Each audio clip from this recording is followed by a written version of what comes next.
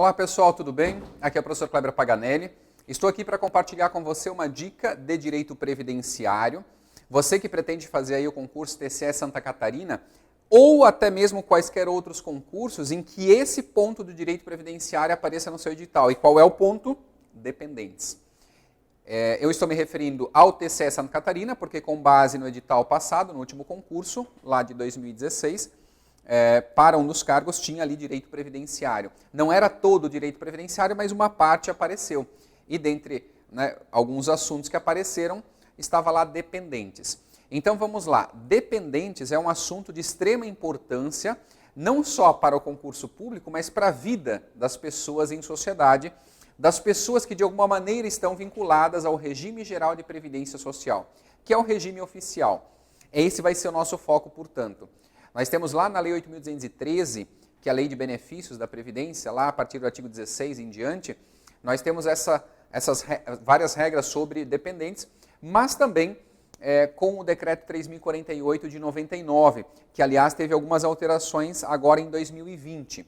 Então vamos lá. O que nós temos que saber quanto aos dependentes? Primeira coisa, que há 3 classes de dependentes. A lei ela não fala assim em classes, mas essa foi a forma que a doutrina e quem estuda a matéria encontrou para melhor sistematizar quais são os diferentes tipos de dependentes. Então são 3 classes ou 3 categorias, como preferirem. Veja quem está na primeira classe, que é a chamada inclusive de classe preferencial, e você já vai saber por quê. Bom, uma porque é a que está em primeiro plano aqui, né? Então, quais são os dependentes de primeira classe? Dificilmente vai aparecer na prova assim, perguntando esse detalhe, mas vai perguntar quais as consequências desses dependentes que estão aqui. Talvez não apareça essa expressão, como eu disse, classe, tá? Isso é para fins didáticos. Então, na primeira classe nós temos cônjuge, leia-se marido e mulher, pessoas casadas, companheira e companheiro, pessoas que vivem em união estável, inclusive uniões homoafetivas, pessoas do mesmo sexo. Então, cônjuge, companheiro, companheira e filho. Veja, filhos em geral, desde que não estejam emancipados. Então, filho não emancipado de qualquer condição, menor de 21 anos. Isso aqui é um ponto bem importante. Dependente previdenciário para fins de pensão por morte ou auxílio reclusão, que são os 2 grandes benefícios para os dependentes do regime geral. Não esqueça, 21 anos. Ah, mas faz faculdade, estuda, etc., não vai para 24? Não. No regime geral de previdência, não. É diferente lá da pensão alimentícia, lá do cível, por exemplo, né?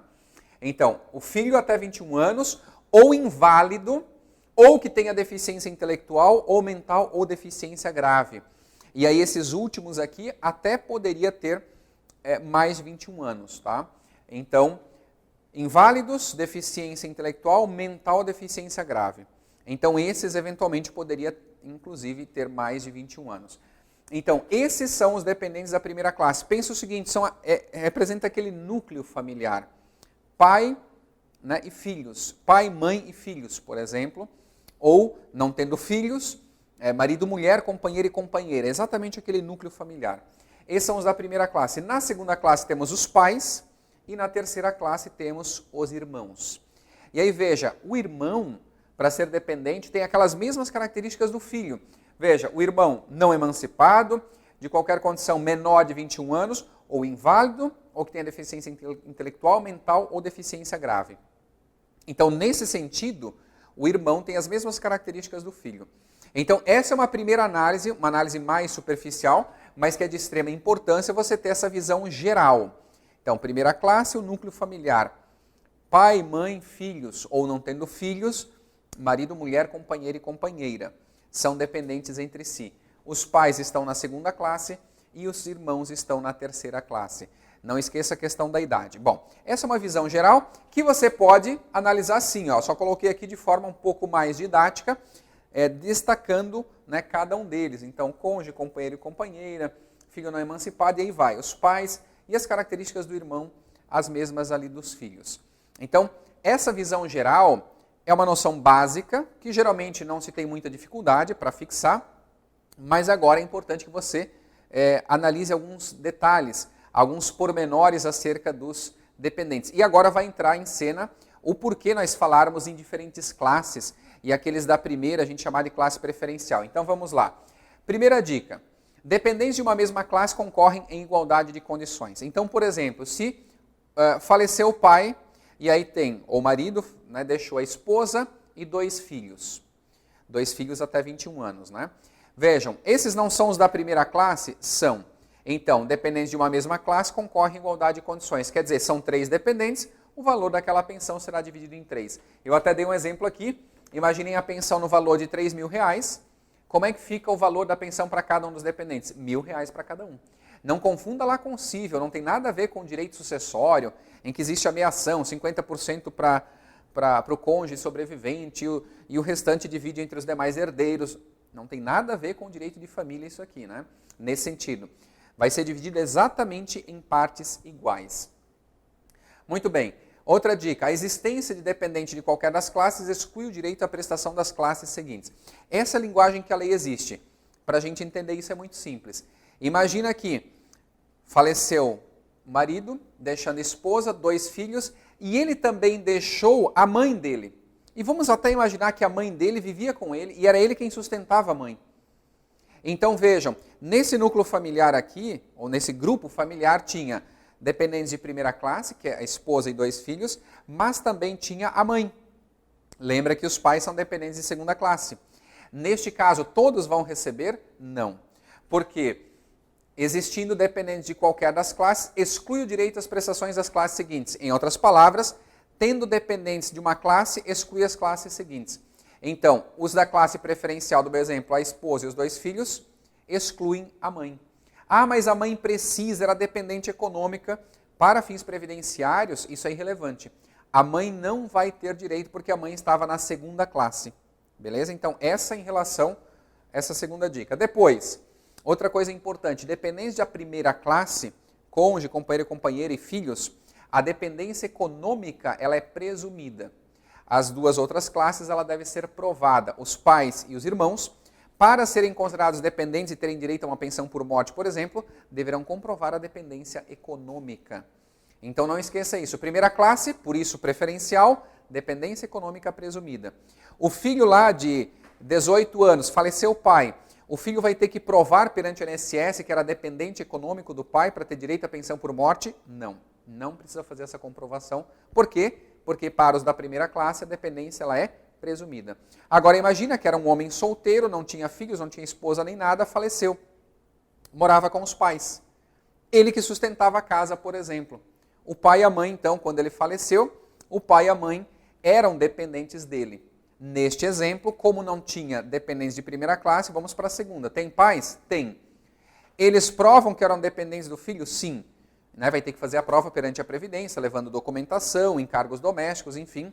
E aí é possível que esses pais tenham direito ali à pensão por morte. Lembrando, comprovada a dependência econômica, porque estão na segunda classe. E aqui vem uma observação. Qual é a observação? Quanto aos filhos, primeira classe, dependência econômica presumida, ok? Mas existem 2 grupos de pessoas que se equiparam aos filhos. Quem são esses 2 grupos que se equiparam a filhos?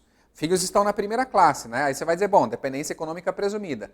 Essa é a ideia. Mas esses 2 que eu vou falar agora e que são equiparados a filhos, esses têm que provar dependência econômica, que são o menor sob tutela e o enteado. Então, o menor tutelado e o enteado, eles são equiparados a filhos, então estão na primeira classe. Mas esses terão que provar a dependência econômica. É uma exceção a essa lógica de, quem está na primeira é presumida dependência. Em regra é isso. Mas aqueles 2 que se equiparam aos filhos que estão na primeira, esses 2 têm que provar a dependência econômica. Quem são os 2? O menor sob tutela e o enteado. Não confunda com o menor sob guarda. Menor sob guarda não é dependente para fins previdenciários. Cuidado com isso. Isso até foi reforçado com a reforma da Previdência, emenda constitucional 103/2019. Então, cuidado com esses que são equiparados a filhos. Muito bem. A pensão por morte, como eu já havia falado, ela vai até 21 anos e não se prorroga pela pendência de curso universitário. Isso é uma súmula da TNU, a Turma Nacional de Uniformização de Jurisprudência dos Juizados Especiais. Então, para fins previdenciários, até 21 anos bateu ali, cessa a dependência previdenciária, salvo se for, como a gente viu, inválido, deficiente, por exemplo. Muito bem. Quanto à deficiência, como é que se faz essa prova? Aliás, teve uma atualização, o decreto 10.410 de 2020, ele atualiza o decreto 3.048, que é o regulamento da Previdência. Então, veio lá uma atualização no seguinte sentido. No caso do dependente inválido, com deficiência intelectual, mental, deficiência grave, para fins de inscrição e concessão do benefício, por exemplo, da pensão por morte, a invalidez será comprovada por meio de exame médico-pericial, a cargo da Perícia Médica Federal. Isso, veja, em relação a deficiente inválido, deficiência grave, intelectual, mental. Vai ser a perícia, então, a cargo de exame médico-pericial, a cargo da Perícia Médica Federal. E a deficiência, eu falei deficiente inválido, não, dependente inválido, né? Todos que estão relacionados, ó, inválido, deficiência intelectual, deficiência mental, deficiência grave, perícia médico-pericial. E o deficiente por meio de avaliação biopsicossocial realizada por equipe multiprofissional interdisciplinar. É só um detalhezinho a mais aqui. Bom, quanto à união estável, vejam só, companheiro e companheira estão na primeira classe, dependência econômica presumida, não vai ter que fazer essa prova. Mas terá que fazer a prova da existência da união estável. Imagina que faleceu o segurado, chega lá uma pessoa na Previdência, na INSS, dizendo, olha, eu era companheira ou era companheiro, pensando em uniões homoafetivas. Eu era companheira ou companheiro do fulano de tal que faleceu. Está aqui a certidão de óbito dele. O que você vai ter que provar? Que você era companheira ou companheiro. Isso é que tem que ser provado. Vejam só, as provas de união estável e até de dependência econômica, para aqueles que têm que provar, exigem início de prova material, documentos. E essas provas elas têm que ser contemporâneas aos fatos. Produzida em período não superior a não mais de 24 meses, anteriores à data do óbito, ou do recolhimento à prisão. Imaginando que foi preso, aí teria direito a auxílio reclusão. Não sendo admitida a prova exclusivamente testemunhal. Então, para fins de dependência econômica, quem tem que provar, e até da união estável, a regra é, não se admite prova apenas testemunhal. Vou levar vizinhos, conhecidos que sabiam que existia união estável ali, por exemplo. A regra é que isso não seja válido. Tem que ter início de prova material, ou seja, documentos. E aí tem uma exceção. Porque, em regra, não se admite a prova exclusivamente testemunhal, exceto, qual seria a exceção? Ocorrência de motivo de força maior ou caso fortuito, conforme disposto em regulamento. Isso, então, está na Lei 13.846 de 2019, também foi uma atualização na legislação previdenciária em relação à prova de dependência econômica, quem tem que provar, e união estável, que também tem que ser provada. Muito bem, indo para os finalmente aqui, para fins da dependência, o início da prova material, que comprove a união estável, período mínimo de 2 anos antes do óbito do segurado, mais ou menos na linha do que a gente já falou há pouco. Muito bem, indo para os finalmente aqui, estamos falando apenas de dicas, né? Só para você ter uma noção geral aqui dos dependentes. Já tinha mencionado, equiparam-se aos filhos exclusivamente, isso é importante, quem? Enteado e menor sob tutela. A palavra exclusivamente aqui restringe, só esses dois, enteados e menor sob tutela. Menor sob guarda não entra. Então, quem se equipara a filhos? O enteado e o menor sob tutela. Mediante declaração escrita do segurado falecido, manifestando essa intenção. E ainda, dependência econômica e declaração de que não tenha sido emancipado. Então, vejam, para esses que são equiparados a filhos, existe essa particularidade que tem que ficar demonstrada a dependência econômica. E, claro, o segurado, enquanto ainda vivo, a declaração escrita ali. Muito bem, menor sob guarda, já tinha mencionado para vocês, não é dependente previdenciário. Isso, inclusive, foi reforçado com a emenda 103/2019, que é a reforma da Previdência que entrou em vigor em novembro de 2019. Beleza? E as últimas 2 dicas aqui. Imagina aquela situação que você tem lá uma pessoa muito idosa, um homem, um senhor muito idoso, e você tem a cuidadora. Caso clássico. E aí, esse senhor idoso já está uma idade avançada, já tem alguma doença grave, já se sabe que daqui a pouco ele pode vir a falecer. Então ele resolve ajudar a sua cuidadora, a pessoa com quem ele já tinha ali um contato há bastante tempo, gostava muito, então ele quer ajudar essa cuidadora e ele fica sabendo que se ele casar com ela ou formalizar uma união estável com ela, se ele falecer, ela vai ter direito à pensão por morte dele. Só que detalhe, no meu exemplo, ela não é companheira, ela não é esposa. A formalização do casamento ou da união estável, neste meu exemplo, é apenas para que ela tenha direito à pensão. Ela não é esposa, ela não é companheira, ela é cuidadora dele. E aí o que acontece nesses casos? Isso é fraude. Tanto é que a legislação agora trouxe para, está expresso na legislação, que perde o direito à pensão por morte, cônjuge ou companheiro ou companheira, se comprovada em qualquer tempo, simulação ou fraude no casamento ou na união estável. Porque podem ter formalizado o casamento, união estável. Então, a qualquer tempo, se ficar provado fraude ou simulação no casamento, ou a formalização desses, casamento e união estável, para o fim exclusivo de constituir benefício previdenciário, exemplo, a pensão por morte, apuradas em processo judicial, no qual será assegurado o direito ao contratório e a ampla defesa. Então, perde o direito à pensão por morte. Só que vejam, essa fraude, essa simulação no casamento ou na união estável, isso tem que ser provado em processo judicial. E tem que ser, obviamente, assegurado o contratório e ampla defesa. Claro, se fez aquilo só para se beneficiar, ter direito ao benefício previdenciário, não pode, e aí tem ali o processo judicial para ser comprovado isso. Bom, e em regra, a perda da qualidade de dependente, ou melhor, o dependente ele está protegido enquanto existia um segurado que mantinha a qualidade de segurado. Se esse segurado deixou de ser, os seus dependentes também deixarão de ser dependentes e, portanto, não estarão mais amparados pela Previdência. Existe uma exceção bem importante que é o segurado deixou de contribuir, faz muito tempo que ele não contribui, ele perdeu a qualidade de segurado. Logo, os seus dependentes também estarão desprotegidos. Se ele faleceu, os dependentes não teriam, em regra, direito à pensão por morte.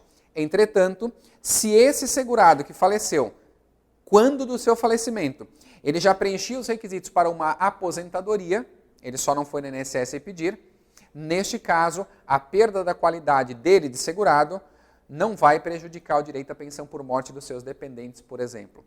Então, esse é o detalhe do detalhe. O segurado, que no momento do falecimento já não era mais segurado, mas já tinha direito, já tinha preenchido os requisitos a uma aposentadoria, neste caso, excepcionalmente, os seus dependentes terão direito, sim, à pensão por morte, porque, vejam, o segurado ele só não foi no INSS pedir aposentadoria, mas se ele tivesse ido, mesmo não sendo mais segurado, ele teria direito ao benefício da aposentadoria dele. E aí, ele falecendo, essa aposentadoria se converteria lá na pensão para os seus dependentes. Então, a lógica mais ou menos é essa. Beleza? Ah, sim, eu tinha falado que aquelas eram as últimas duas dicas, mas tem mais duas aqui. Vejam, isso aqui é interessante. Imagina aqui, marido e mulher, o marido assassina a mulher. Vejam, isso aqui não é muito recente na legislação previdenciária, que o marido não vai ter direito à pensão dela. Isso é algo relativamente recente na legislação previdenciária. Antes não tinha essa regra. Então, vejam, será excluído definitivamente da condição de dependente, definitivamente será excluído quem tiver sido condenado, veja, condenação criminal por sentença transitada em julgado, seja como autor, coautor ou partícipe de homicídio doloso. Na prova é esse detalhe que vai pegar, eles vão colocar lá homicídio culposo. Ou doloso e culposo. Não. Tem que ter sido condenado por homicídio culposo ou até tentativa desse crime. Olha que interessante. Ou seja, ocorreu crime consumado ou tentativa. Cometido contra a pessoa do segurado. Ressalvados. Aí cuidado com essa ressalva. Aí esses dois aqui não seriam excluídos. Ou seja, mesmo que cometessem o crime, ali contra o pai ou contra a mãe, manteria a condição de dependente. Quem? O absolutamente incapaz e os inimputáveis. Então, cuidado, isso aqui é bastante sério, né? O caso clássico que a gente sempre ouve falar, o caso Suzanne von Richthofen, que teve ali participação na morte dos pais. Vejam que está dito, aquele que for condenado, seja como autor, coautor ou partícipe de crime, homicídio doloso, ou até mesmo a tentativa desse crime. Então, vai ser excluído definitivamente da condição de dependente, salvo, lembrem, absolutamente incapazes e inimputáveis. Muito bem, e ainda mais uma dica, O fato superveniente que importa em exclusão ou inclusão dependente deverá ser comunicado ao INSS com as provas cabíveis. Então imaginem que faleceu o segurado, se habilitou lá na pensão por morte a esposa e um filho. Então só tem 2 dependentes. Dali a 1 ano aparece mais um filho, por exemplo. Um fato superveniente que importe a inclusão ou exclusão deve ser comunicado ao INSS. Nesse caso, claro, esse filho menor, essa criança, que talvez nem era conhecida da viúva que estava recebendo, agora será conhecida e vai ter que dividir a pensão com mais uma pessoa. No meu exemplo só tinha a viúva e um filho. Aí, 1 ano depois, aparece uma criança aqui, também se habilitando a pensão por morte do pai que faleceu. Ou seja, nesse exemplo, claramente foi o caso de um filho havido fora do casamento. Isso pouco importa para fins previdenciários. Filho é filho e ponto. Seja ele biológico, seja ele adotivo. E, inclusive, não esqueça, tem aquele que se equipara a filho, que é o enteado. Não é? E aí esse detalhe, no caso o enteado, junto com o menor sob tutela, eles teriam que provar a dependência econômica. Mas filho biológico ou filho adotivo, não precisa fazer a prova, está na primeira classe de dependentes. Beleza? Com isso, eu encerro aqui essas dicas de direito previdenciário no ponto dependentes. Beleza, pessoal? Vou ficando por aqui. Bons estudos e até mais.